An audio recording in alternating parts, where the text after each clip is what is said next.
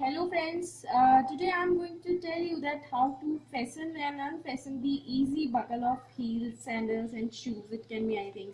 I am carrying this heel. Okay, so you can see the buckle. Okay, so first thing, see your comfortable point. This thing.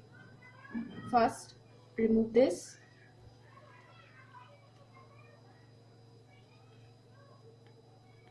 And see your comfortable point and insert this buckle like this,